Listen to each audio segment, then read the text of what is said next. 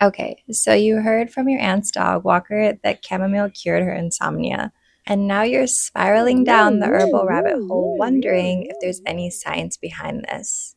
I'm Say, your folk herbalist and botanical nerd behind Blue Radical Apothecary, and today we're breaking down what research actually says about plant medicine. But first, tea. Cheers!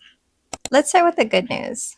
Herbal medicine has receipts, like peer-reviewed, double-blind study type of receipts. Let's take turmeric, for instance. We're talking that golden powder. It contains curcumin, which has been studied for its anti-inflammatory properties. One study in the Journal of Alternative and Complementary Medicine showed that it was just as effective as ibuprofen for knee osteoarthritis.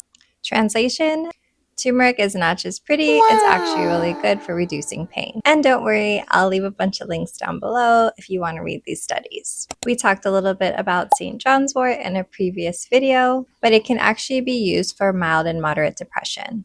Multiple meta-analyses have shown it to be more effective than placebo and similar to standard antidepressants, with fewer side effects. Some of you might be familiar with elderberry. It kind of tastes like forest candy. Studies have shown that elderberry can reduce the duration and severity of cold-like symptoms. In one trial, people who took elderberry recovered 4 days faster than the placebo group. 4 whole days. That's basically a long-ass weekend of less suffering. Guess what? Plants work and science agrees. Secondly, not every leaf is a miracle. Okay, let's bring it in. Just because a plant is natural does not mean it's a magic bullet or even safe. Those basic store-bought detox teas, they're more like glorified laxatives. You're not necessarily detoxing at all, you're just shitting a lot. Science says your liver does not need those. This one's a little controversial, and that's only because there's so many different variations of it out there. But that's ginkgo biloba. This one depends on where you've sourced it. It's hyped a lot for memory and focus, and I actually use it in one of my teas, and it can help. It's just not a miracle. It can help a lot with cognitive decline, but if you're in your 30s and you keep forgetting where your phone and your keys are, ginkgo is not going to save you. Try sleeping. Science says there's not enough studies for it to be a miracle herb. Let's talk CBD.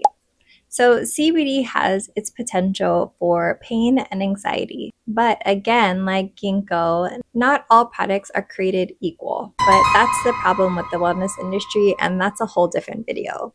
Some CBD products are barely regulated. You don't really know what you're actually getting.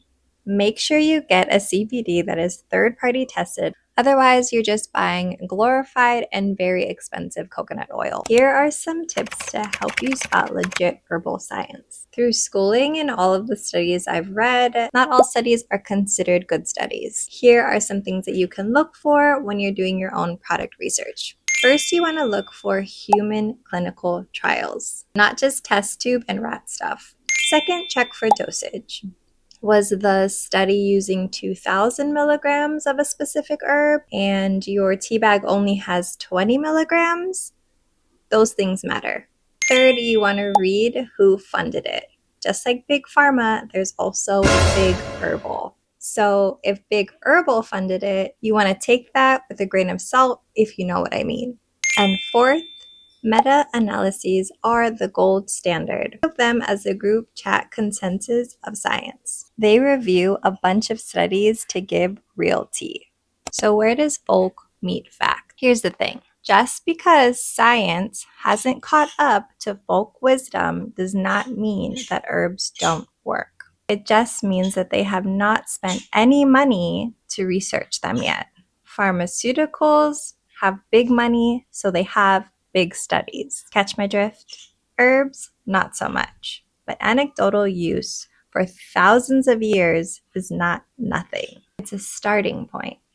And the more research that rolls in, the more we're seeing modern science validate what herbalists have already known for years. So, the next time that somebody tells you that herbal medicine is fake, you can sip on your tea and tell them that science says otherwise. / we've been using this stuff for thousands of years. If you want to know which herbs are actually worth your time and money, feel free to hit that like button and don't forget to subscribe.